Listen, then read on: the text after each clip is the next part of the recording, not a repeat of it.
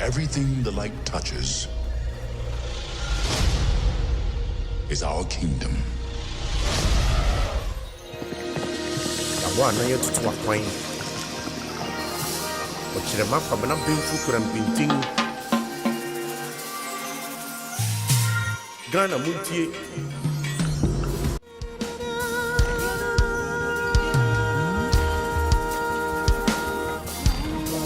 Yazu ye die munie.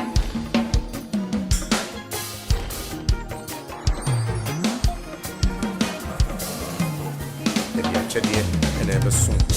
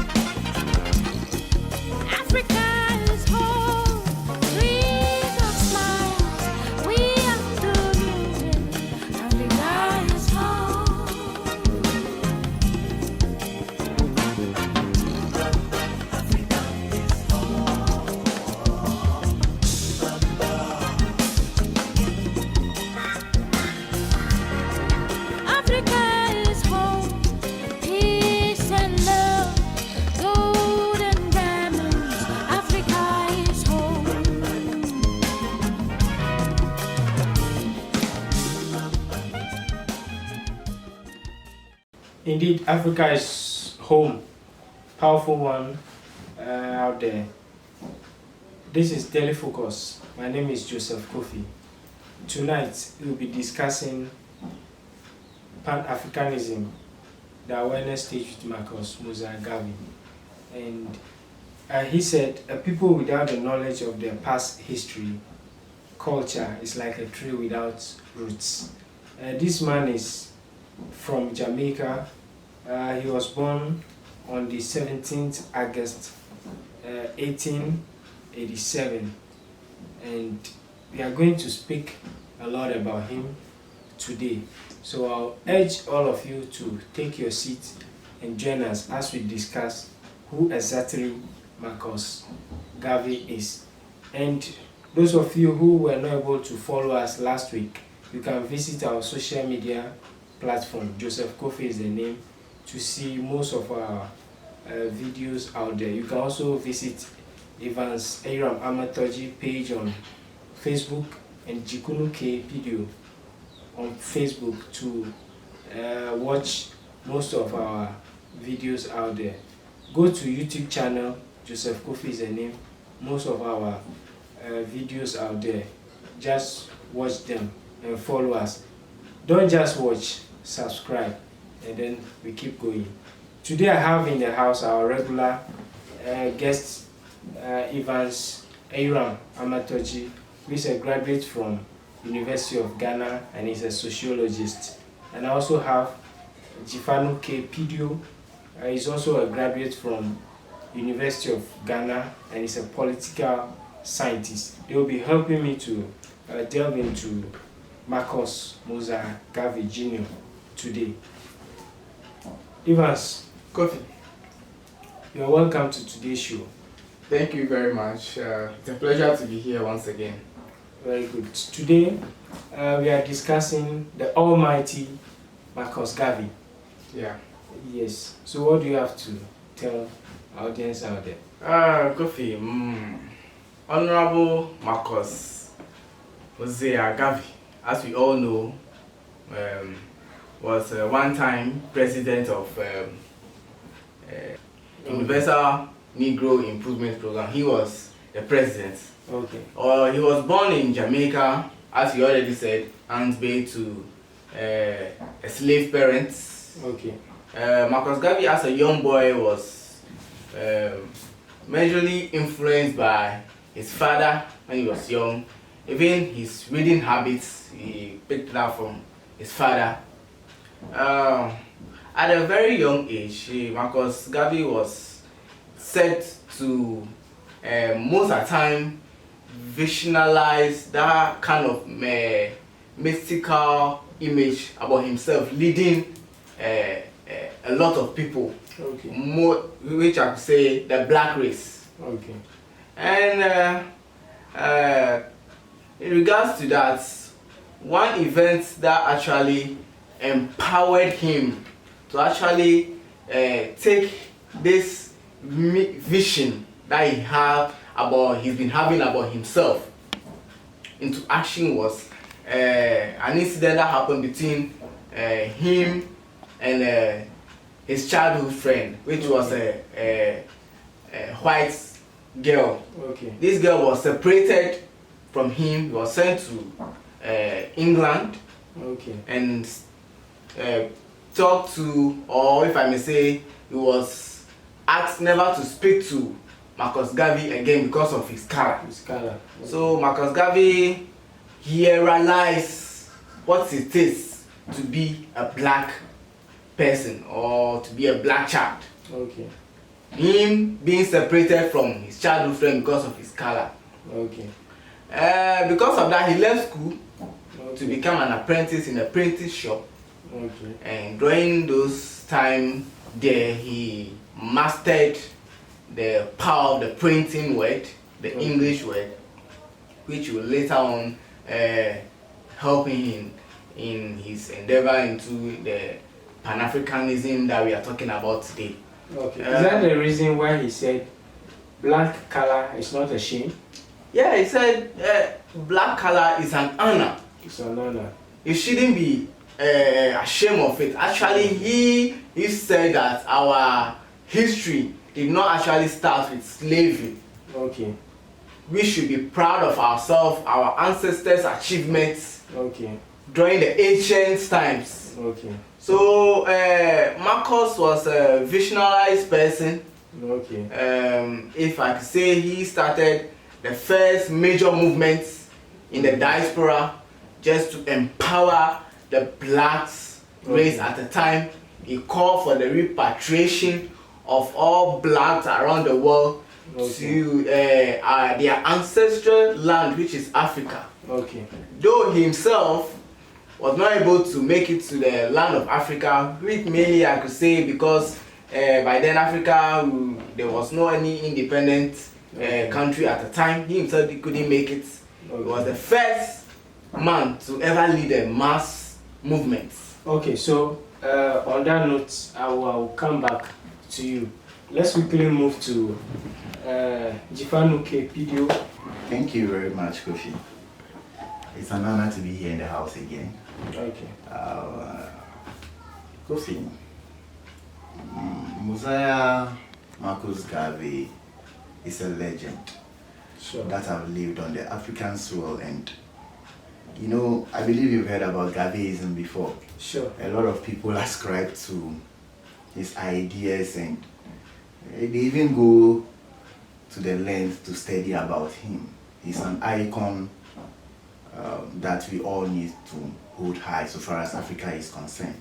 Okay. And I want to say a big thank you to his parents who actually brought him into this world, Sarah Richards and Marcus Gavey, the name of the father and mother. Going forward, this man we are talking about as Marcus Gavey, like my brother Aram have said, went into apprenticeship, that is in the year 1901, 14 years, he was 14 at the time, to master the print word, the English word. You know, he became an orator, a very good one as such. If you hear him speak, you admire him a lot. And then somewhere 2 years after that, he traveled to Kingston in Jamaica, where he took on with the printer job. Fast forward, in somewhere 1907, if I'm right, he joined a union, and they staged a strike, which calls for salary increment for printers. But unfortunately, it wasn't successful. But then that stage, some spirit revived in him, and he felt he's meant for more, less than a printer. So in from the early years of 1910 to 1912. He traveled to Central and Southern America, where he paid visit to people if I say people here, I mean the blacks, who were working on the plantations of the whites, and then they were being exploited. Well, his intention was to liberate them, so he began to pen down some information about them, what exactly the case was about them. So later on, after 1912, he came back home to Jamaica. And in the year 1914, like Aram rightly pointed out, he formed the UNIA, which is the Universal Negro Improvement Association, where he became the first president. Now, looking at the travels he has made, it informed him that the blacks needs to be emancipated. He once said that when you liberate a man mentally, then you liberate him physically. So the black man needs to be liberated. Fast forward in the events, he took a lot of travels across the globe, where he preached Pan-Africanism. In the year 1919, he pointed out to the Black Star line. He created a Black Star line so that people who are proud of Africa, who wants to make sure that the African continent grow from strength to strength, and that they are no more interested in becoming people that have been exploited, should come home. He believed that the black man is not inimical to development. He believed that the black man can develop. We can't just be at the beckon of the white man. So he preached this to the length and breadth of the world. And at the spectrum of it, he came face to face with W.D. Du Bois somewhere around the 1920s, when the slave trade was abolished. Du Bois was preaching the educational emancipation at the other part of the spectrum, and he was also dealing with the economic emancipation at the other side of the spectrum. So Marcus is a star, yes, Marcus is a star, and then he's an icon. We need to raise her. He's a flag of Africa. Okay, thank you.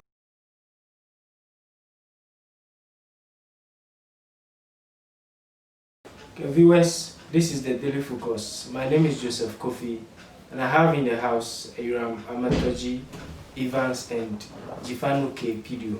We are discussing Pan-Africanism, the awareness stage with Marcus Gavey, and follow us on all our social media platforms. Joseph Kofi is the name: YouTube, Facebook, Instagram, Twitter, and any other social media platform. From here, we are moving straight to the major role Marcus Gavey played when it comes to Pan-Africanism. Now moving straight to Evans. Evans, when it comes to Pan-Africanism, what major role Marcus Gavey played? Thank you once again, Kofi, for the opportunity. You're welcome. When we talk about Pan-Africanism and the role that Marcus Gavey played, that we, the youth of today, has come to embrace, talking about the activities of Marcus Gavey. At the time, you agree with me that it looks like a face value intrinsically to the white people, but to him, his ambition at the time was to give the black race that hope, that intrinsic value of themselves. To value themselves. He was trying to uplift them. You remember that even during his time, it was said that he declared himself as the provisional president of the black race across the world. So his main agenda was to lift the black man up, to tell them that they are worthy of themselves. Their history did not only start from slavery, but they have an achievement to boast of. So Marcus Gavey in an issue about Pan-Africanism go way long into history. You talking about our very own Osajifo Dr. Kwame Nkrumah. He said that the two major people who have influenced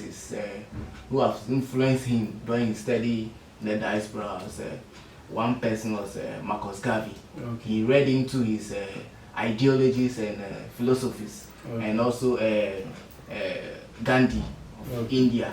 So and coming to Jomo Kenyatta of Kenya, Nnamdi Azikiwe of Nigeria, they say Steve Biko of South Africa.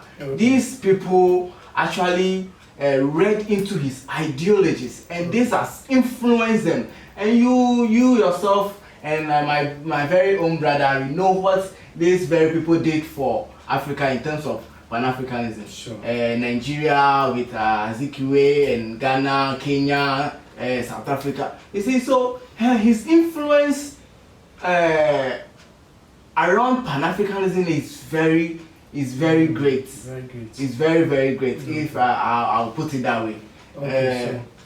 Okay, so we are moving to Jifanu KPD.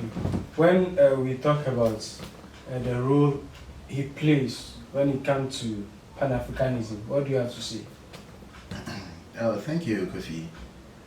Marcus Gavey, you know, like I pointed out earlier, tried to give some sort of economic emancipation. Whilst he was giving them that emancipation, he was trying to enlighten them as well, to know their value as a race. And he didn't stay down in his home and just write a couple of books and that was it. He decided to reach out to the people that he believed had been exploited. Somewhere in his journey, he went to the States again after he came down to form the UNIA.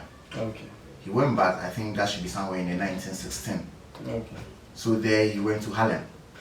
At that place, the UNIA really gave stride to his association, which is the UNIA. And he was preaching more to them, telling them their value as people. While he was doing that, he told them that you need to be proud of yourself as an African. See, the white man is hostile to you. The white man does not want to see you, or the Western world don't want to see you progress. They hold you in their country, and then you do the plantation work for them. And what that means is that progressively you are helping their economy. You are putting food on their table. Before you continue, please viewers, keep your messages coming. Keep your message. I just received some couple of messages that we cannot read now, but we attend to all of them before we will close this program today. Yes. So like I was saying earlier, he wanted them to know their value. Right? They engaging in plantation in the Western world means that they are putting food on their table. Why don't you come back to Africa, engage in plantation, and build up the economy? Why wouldn't you be so proud of yourself and join your fellows? They are using you to build their continent. Come back to Africa, use what you have to build your continent. So by doing so, he quickly followed up. He's a man of vision. I don't know how he go about it, but he's a revolutionary leader, trust me. He quickly brought in play, he established the Black Star Line? That was somewhere in the 1919. He established the Black Star Line. And that Black Star Line was purposely meant for transporting the blacks who are in the diaspora, who wish to go back home to their homes. Look at that brilliant idea. Because most of them who were there at the time, I believe, because of the exploitation, wouldn't even afford money. Or, yes, let's say money to go back to their various routes. So he was able to produce one for them. And he didn't just end there. He formed the industrial corporations of the black or something like that. And then created some industries so that it will resurrect the economy that was dwindling fast in Africa. So in fact, that was what he did at the time, and I think it's a big up initiative that Africans we need to copy going fast into the future. But when we want to look at the blacks standing on their toes, being themselves, not at the call of the Western world, then the first thing we need to look at is our economic emancipation. Okay, so before we move to add to my brother's what my brother have said, at the time he yeah. realized that the main reason why the black race at the time was being taken advantage of was our disunity. Okay. We were not organized at the time. So that was part of his agenda, to organize us into. We were the black race at the time was said to be 400 million people across the world. Okay. So his main part of his agenda was that he wants to bring all the people together to one unit. Because that was the main reason why we have been taken advantage of, because of our disunity across the world. Okay. So we need to take this up as a young guys coming up, have so much passion for Pan-Africanism. We need to take this mantle upon ourselves and make sure that we end well. Yeah, so before we move on to economic emancipation of the black race across the world, I would like to give a shout out to our one and only Kafide, who is always following us, giving us the courage to embark on this talk show. I also want to give a shout out to Bernard Kokuabla of CTFM, and then our own Kwesi Pratt Jr. Okay, viewers, this is the Daily Focus. My name is Joseph Kofi. We are talking about Pan-Africanism, the awareness stage with Marcus Gavey, and I have in the studio Ayuram Evans, who is a sociologist, completed from University of Ghana, and Jifanu K. Pidio is also a political scientist, graduated from University of Ghana. So we are moving straight to the economic emancipation of the black race across the world. What is it about, Mr. Ira? Economic emancipation of the black race across the world. To Marcus Gavey, that was one reason why he established or he launched the Universal Negro Improvement Association. Okay. To lift up the black race at the time economically. Okay. Because most of them were slaves. They were slaves there. They were working for the white people at the time for tenants, like to eat. Okay. So the establishment of that association was mainly to emancipate the people economically. So he formed association, opened various branches where they contribute together, establish various factories that they employ people into. Okay. So these are all economic emancipation. Okay. Right? So Marcus Gavey, he realized that the black man has to discover himself. Okay. Because he said that a poor man is that man who is yet to discover himself. Okay.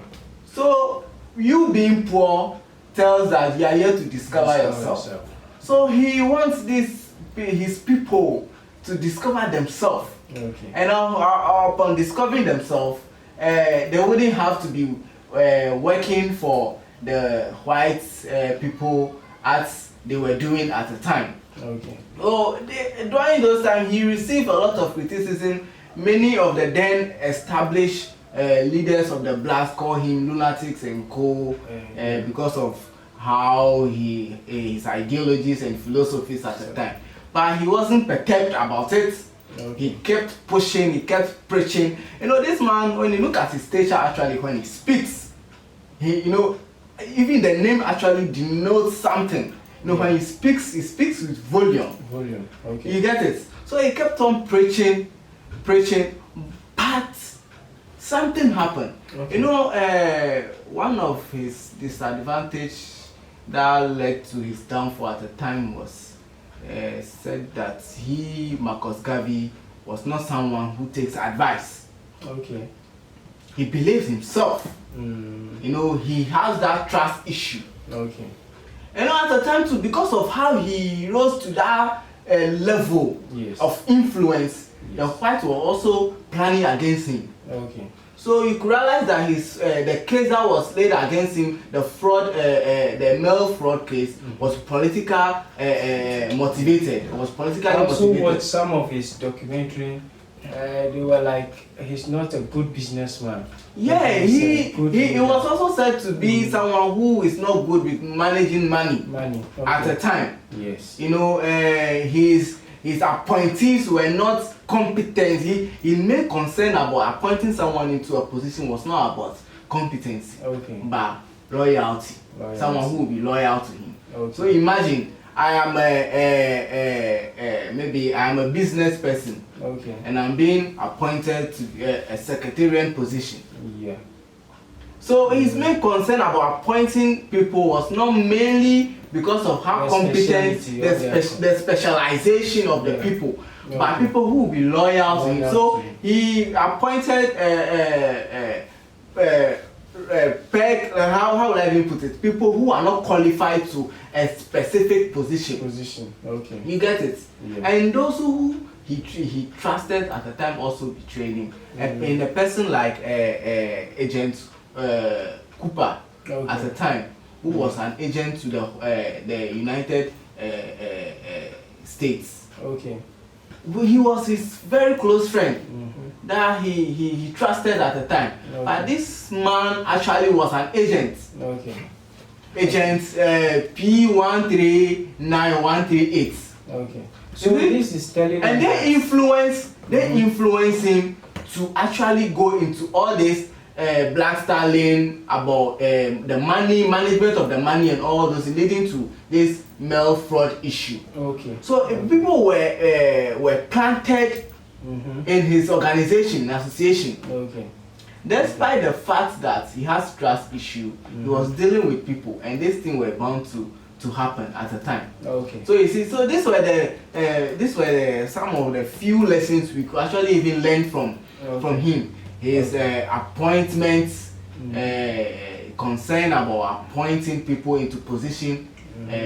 We see a lot of these things happening even in our country these days. Okay. That people are not actually appointed based on their competency, but because of relationship. Yes. And other reasons. And most of those people end up betraying their leader, leading to their downfall. So those are some of the things we should learn from the life of Marcus Gavey. Viewers, this is the Daily Focus. My name is Joseph Kofi, and we are discussing the awareness stage with Marcus Gavey when we talk about Pan-Africanism, and we are on economic emancipation of the black race across the world. We are live on Facebook, Joseph Kofi, and YouTube live streaming, Joseph Kofi. You can also visit my guest pages, Ivan Seyuram Amatoji, to watch our videos. Jifanu Kepidio on Facebook. You can also watch our videos from there. And then we want to thank you for joining us. Keep your messages coming. The WhatsApp number is on your screen: 0545 414427. 0545 414427. And today's edition is brought to you by Cashmere Cars. We have Smart Minds Consult and Chris Joseph Multimedia College. So we are moving straight to Jifanu Kepidio. When we talk about economic emancipation of the black race across the world, what do you mean by that when it comes to Marcus Gavey? Thank you, Kofi.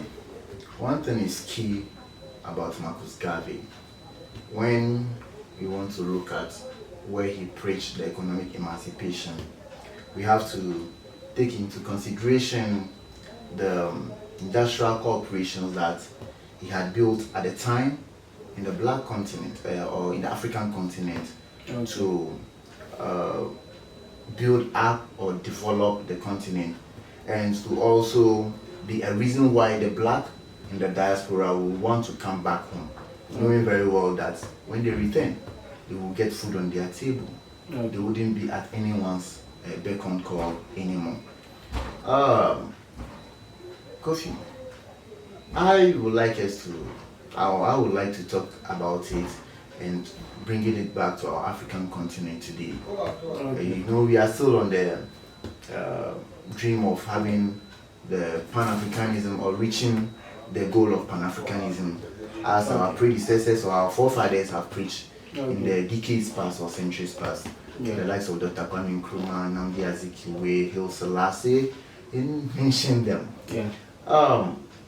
In our part of the world today, that we claim we are independent, for instance, Ghana been independent since 1957, and then we are still here as an icon.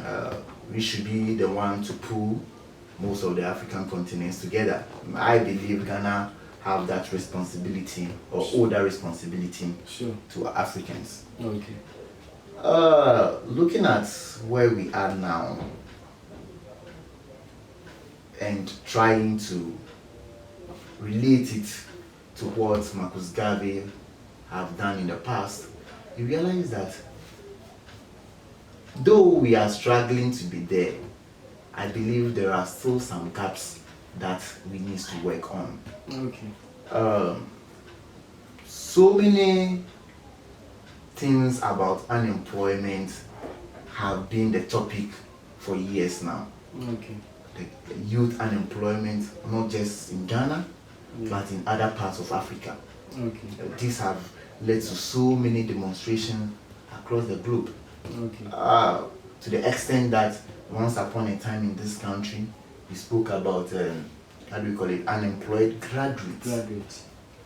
I don't want to delve much into the W. Du Bois ideology of educating the black man for him to be enlightened. That will be for another day. Yes. But the question is, what exactly are we learning in our schools that after education, we have to come back to say that we are unemployed graduates? If that is the case, was the education necessary in the first place? Now, when we are trying to go to school, what exactly, Plato will tell you that education does not pay off immediately. So it's supposed to be centralized in the government. The government must take care of the education so that when we come out, we become beneficial to the state. So which means that whilst we are doing our very best to be enlightened, to gain knowledge, to come back to help our society, to develop our society, the leaders at the time should be able to make room so that when the young ones are back, they'll be able to employ their new ideologies into the system. Yes, of course, I believe that to get to that stage is a struggle. We say the fittest survive was things of old, but I still believe that it's still happening today where the worthy ones are supposed to man the economy. But if you look at the economy, look at where we are in Ghana, there is no work. For once, I congratulate the Ghanaian president for rolling out, I said that the last time, and I mean it, the planting for food and jobs. It should be the key element to improving any economy. All right. We have the free senior high school in Ghana, which is a plus to the economy. But when those students are done, what do we expect of them? These students might end up running to the diaspora again and reaching them. Trust me, when we take most of the history of those who are in the diaspora doing great things, among them, we will surely come across African. Why are they not doing those massive development, bringing those massive development down to Africa? Because there are no rooms for them to do that. So when we are talking about the economic emancipation, where we have to now totally cut ties with the Western world, then we have to take another look at our economy. What are we doing right and what are we not doing right? What must we change? What should we put? You see, we need to invest into the economy. Ghana and the African at large is blessed with so much resources. Gold, diamond. Look at our vegetation. I quite remember my days back in school, a sociology lecturer said he was flying with a white man. Then around the south, they saw some green vegetation. And the white man said, wow, Africans are really coming up. Is that not rice farm? And he answered, my brother, it's your eyes. They are just normal grasses. Okay. So look at it. Yeah. The coastal areas, those lands, those vegetation, green lands, very fertile that we can use to engage in something massive. We left them there following over so many years without anyone attending. Mr. Pidio, Kofi. in 2 minutes, if you are Marcus Gavey today, what will you do? Such a responsibility. Thank you, Kofi. Yes, you all know there's only one Marcus Gavey. I get it. If you are in today, what would you do? Kofi, to set the record straight, you know, to everything, we have the foundations. Okay. As Africans, we have all the lands there could be, and even for every economy to become robust and very resilient, it starts with agriculture. We can go back to that stage. All right, invest more into our other agriculture. Try to produce or farm at the industrial scale, so that we can even export some to the other world. That's why I've always been touching on the planting for food, that particular aspect that's happened in Ghana. So I would recommend that, but if I were Marcus Gavey, that is where exactly, because we wouldn't have to invest too much. The only thing we need is the tractors and the land available. We already have the city, we have the Ministry of Agriculture there. So we need to plant more, so that the Ghanaian person can go to the market and afford something small. Meaning that the meager salary coming into your pocket, you only have to invest all in food. You can save some and use it for other things. But then the other aspect that we also look at is the infrastructure. We need the infrastructure very much if we really want to make the economy robust. For instance, the health system needs to be up to date. Assuming we don't have certain health facilities in the country like the one at the UGMC. What exactly, how are we going to even fight the pandemic that came to our shore? And now the borders are closed. Would we have to go back? That can't be. So to be self-independent, we need to actually robust the economy, and the best thing we should do is to invest more in it. I will look at the economy and infrastructure. Okay, viewers, that's PDO KG Fano. We are moving straight to Evans Eyram Matoji. But before we move on to Eyram, this is the Daily Focus, your #1 show that's delve into Pan-Africanism, politics, history, entertainment, health, showbiz, and all social programs. Follow us on our social media handles. Joseph Kofi is the name, and then we get you covered. Okay, Mr. Eyram. Yeah, Kofi. In 2 minutes, if you're Marcus Gavey today, what will you do? Okay, Kofi. Putting me directly into the shoes of Honorable Marcus Gavey. What will I do today, being in his shoes? Yeah. Economically, we know we are still yet to be there, and I'm very glad to see our leaders taking the initiative to trade among themselves. Okay. Recently, the African Confederation of Free Trade Center, we all know, was launched here not a few days ago.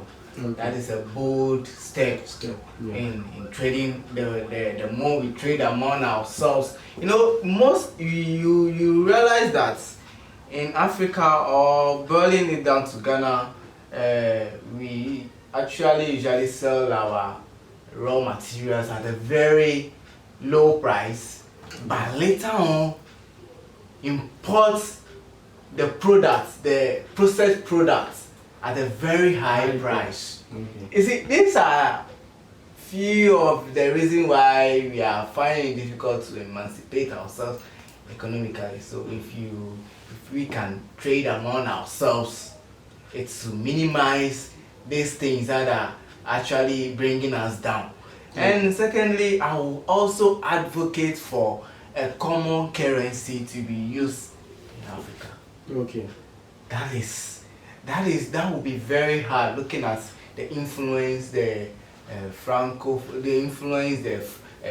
the foreign countries also still has on us. Talking about France and Great Britain and US and all other big European countries still has on us. It will be very difficult, but that will also be my second big agenda. Okay. Common currency. Already we have started the agenda with the ECOWAS countries, which is yet to see its fruitfulness, but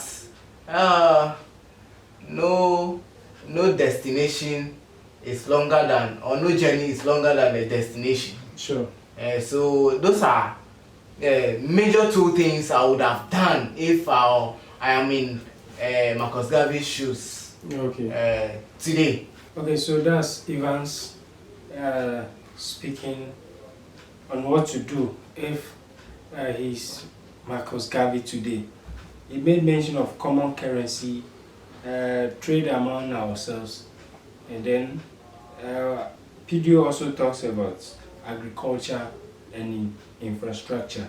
I think we can take this up, guys, as a young guys trying to delve into Pan-Africanism. We can take it up upon ourselves and then advocate for it. Not necessarily we being Marcus Gavey before, but you, Evans, PDO, together, myself, we can take it upon ourselves and then make sure that these things are done.